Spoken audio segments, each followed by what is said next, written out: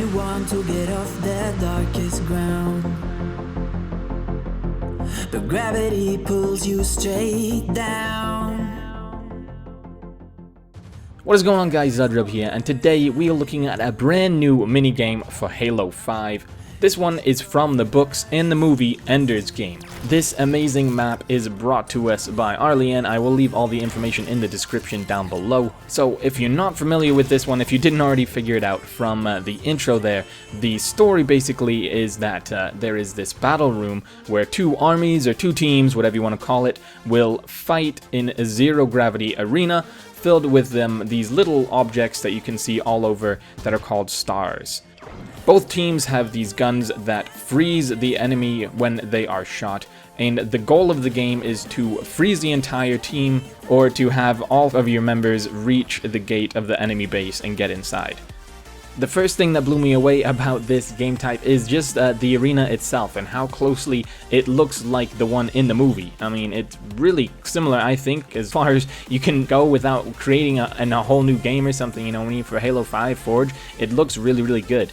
It's really so much fun to play with too. It's kind of weird getting the hang of having no gravity and not being able to go up and down and just sort of floating using your thrusters and your ground pound and stuff. It's similar to Quidditch if you've played that game type. Ideally, you want to play this one with 8 people for each team. We only tried it out with 4, but it still worked pretty well. But any more than that, you know, it's going to be, I think you're going to have a better experience.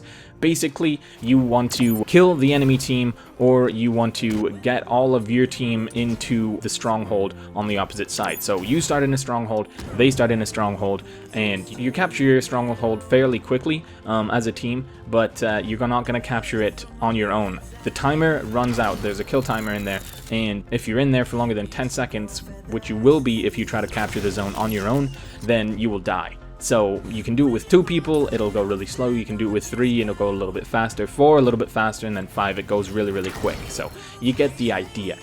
The players in Halo 5 have plasma pistols and infinite ammo as opposed to guns that freeze people like in the movie and books. But apart from the fact that the plasma pistols have a slight homing to them, how it all looks and plays and sounds and everything, it's really similar to the movie, I think. The strongholds work really well since, you know, there's no gate you have to open and you don't have armies of people like you do in the books. So since you've got fewer players, I think it's a really good comparison. It works really well for it. And I will say again, because you're probably not used to playing in zero gravity too much, because, I mean, when do you? It's pretty difficult to move up or down if you're just floating around. You can use your thruster obviously to move side to side, and if you do that, you can then make it to the outside of the wall, and the curvature will slowly bring you down towards the ground.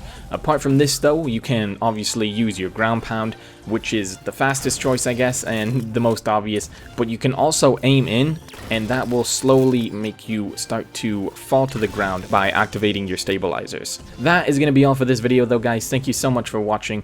Big shout out to Arlene for making this. This is a super incredible map. We will see you guys though in the next video.